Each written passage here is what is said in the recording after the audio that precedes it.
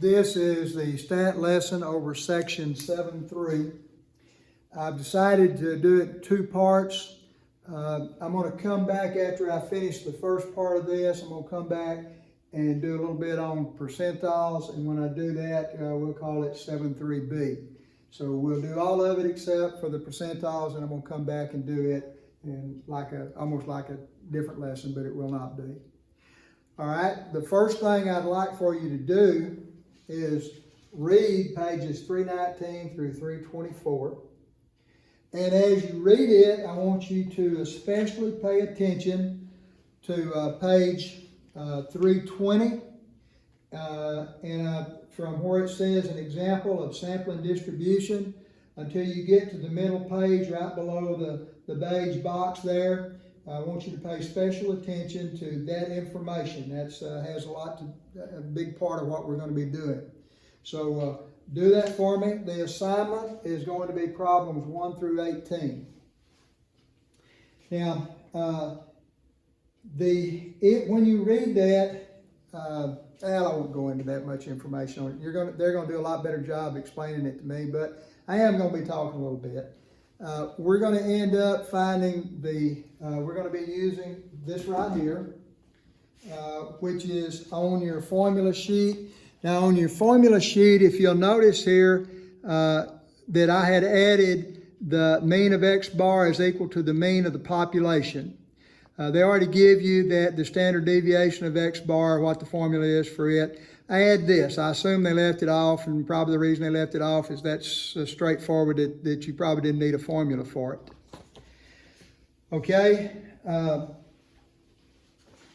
want you to look at problem number 1, and that is on page 321. And on problem 1,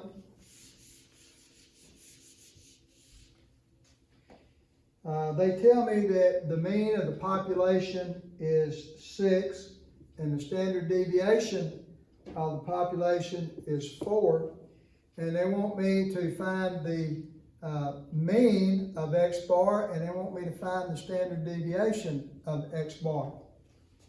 And the mean, as we just got through stating, that's easy to find because the mean of X bar is the same as the mean of the population. And the mean of the population is 6, so we know that the mean of X bar is 6.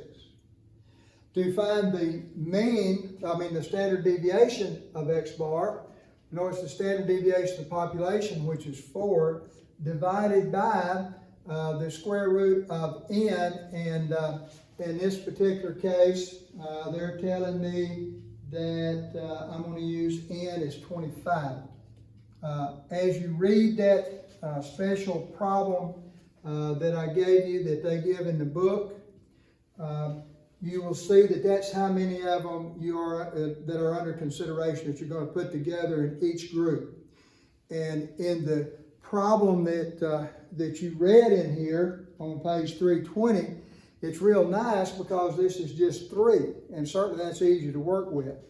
Now, as you read that, you're going to realize that this thing right here, this central limit theorem, is going to let us handle some extremely large numbers by being able to use this formula right here.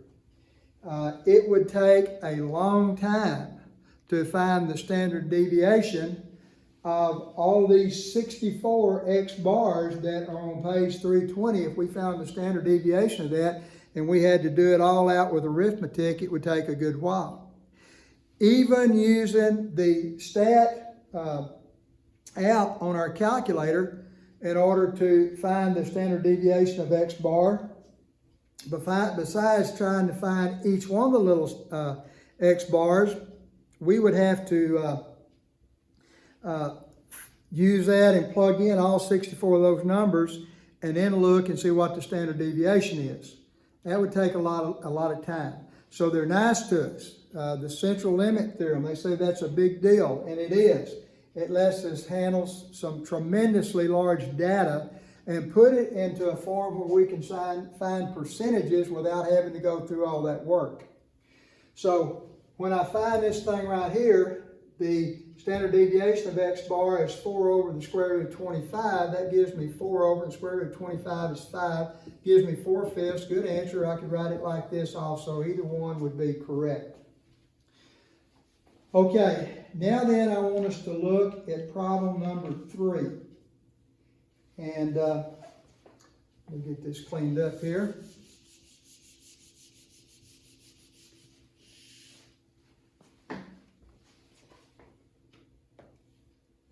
It says the population has a mean of 10,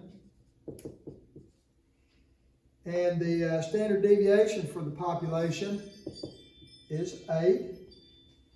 The sample size is 50. In the problem that you read in here, the sample size was 3. They were able to give us all the numbers to make it up with 3. You can imagine how large of, or how many data would be in the original data set if we were talking about taking them out in groups of 50. That would be almost unheard of. It would take a week to probably work one of the problems if we had to figure it all the way out without using the central limit theorem. Okay, and it says with this, it wants to find us the probability that x is greater than 11.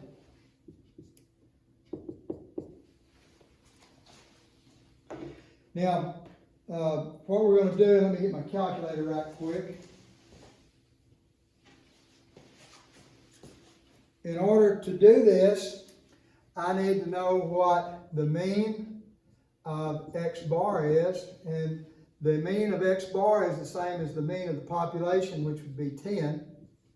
I need to know the standard deviation of x bar, and that would be the standard deviation of the population, which is 8 over the square root of the sample size, which would be 50. I'm going to plug that into my calculator, just as you're going to do at home. We're going to take 8, and we're going to divide it by second square root 50, and when we hit enter, we get 1.131 and so forth. I'm just going to put 1.13. I'll go ahead and put 1.14. Let's round it off to there. Okay. Now, I've got the mean, I've got the standard deviation, and we're going to work it now exactly like we did in the previous section. Now, I've done a lot of talking, but here's what it all gets down to. I want to get it down to where I've got the mean and the standard deviation, and when we get to there, the calculator is going to do the rest of the work for us. So once we get here and we want to find the probability that x is greater than 11, let me read that, make sure that's what it said. Yes, x bar is greater than 11. So I want to go to second distribution, just like on the previous lesson, second distribution. I'm going to go down to number 2, the normal CDF. The lower in this case is 11, so we're going to plug in 11. The upper, I'm going to pick a large number. Just as long as we're way out there somewhere, I'm going to pick 100,000. I'm going to go down to the mean. This mean and this standard deviation we're going to use. This mean is 10, so I'll plug in 10. As for standard deviation, I can plug this in, or if I wanted to, I didn't even have to work it out here. I could have just as easily, my calculator would have worked it for me. At this stage, I could say 8 divided by second square root 50. Actually, it will be more exact if I plug this in for the standard deviation instead of the rounded off number.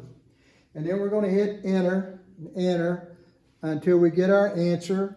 And I see that the probability of this happening is 0.18837 and so forth. I'll round it off to that. And that would be my answer on a part of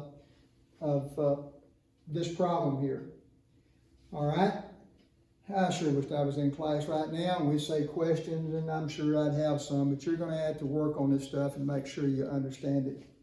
I want you to look down at B, and it said, would it be unusual for x bar to be less than 8? All right, now, the first part of this, I'm going to do exactly like what we did. only this time I'm going to have an x of 8. And remember, on our standard, the normal curve right here, I'm talking about, what's going to be in here when x is equal to 8 with all this other information. So we're going to go back to our program on here, and we're going to go second, distribution. We're going to go down to number 2, normal curve, normal CDF. Now, this is 8, and we're talking about below, so I want a real small number in there. If I'd 7.1.2'd my calculator, they would already give me an extremely small number to use in there. I didn't 7.1.2 my calculator, so I'm going to pick a small number. I'm going to go negative 5,000. And for my upper number, I'm going to use the 8. Now my mean, it stays just like it did a while ago, which is at 10. My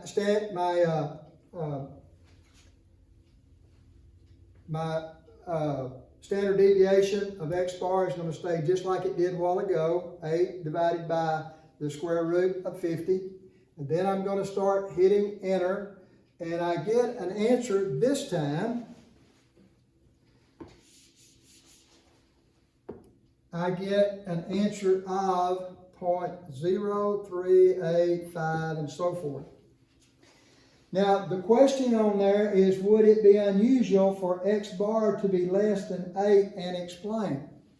Well, the answer is yes, it would be unusual, because in order for it to not be unusual, an unusual answer, they tell us that it has to be great. This right here has to be greater than 5%. Of course, we know that this right here is 3.85, so forth percent.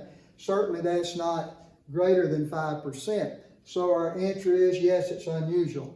If this had turned out to be 0.08 or 0.95, anything greater than 0.05, then we would have said, well, no, it's not unusual. Okay. Now, actually, I've already shown you how to do problems 9 through 18, except the last question on each one of those, which is going to be percentiles. But I'm going to go through and work another problem for you. And actually, we're going to talk about a couple of others, and then we're going to work one. And then I'm going to come back later or in a separate lesson, and we're going to figure out how to do percentiles on these kind of problems. Okay, want you to look before I go to that. I want you to look at a couple of problems that kind of stand out, and then we'll go back and work how we do them. I want you first to look at number 15. And they got a part on 15. It says, is it appropriate to use the normal distribution to find probabilities for x bar? And the answer is no. And the reason the answer is no is because the sample size has to be greater than 30. And 20 is not greater than 30. And since it is not a normal distribution, they did not tell you it was a normal distribution on the data that would be given, then when it's less and it's not greater than 30, we have to say that we cannot use the normal distribution, the normal CDF that we've been using. I want you to look at number 17. This time it says it has a sample size of 5 and it's drawn from a normal population. When it says that it is drawn from a normal population, even though the sample size is 5, we're okay because we say it's distributed like under the normal curve. So when they tell you that, even though we don't have more than 30 on the sample size, we're okay. All right, I want you to look at number 9A. 9A will be like a lot of the others, either A's are not the last question.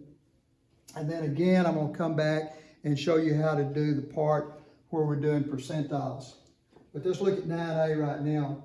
We have a sample size of 75 and a population mean of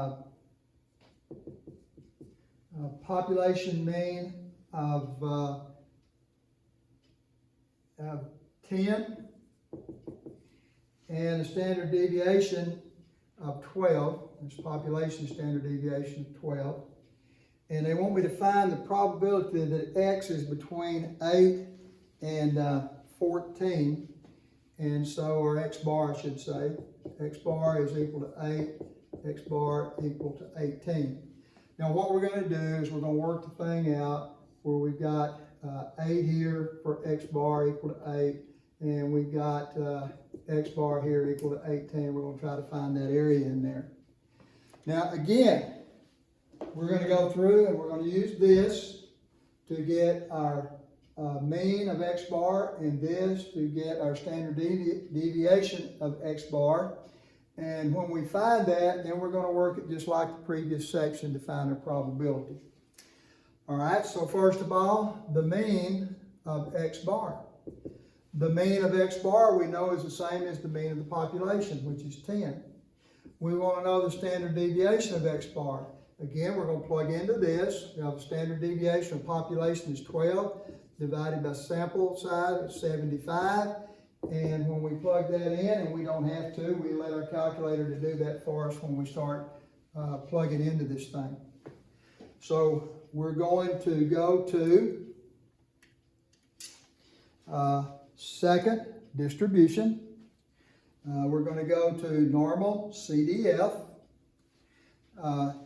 The lower in this case is 8, and the upper in this case is 18.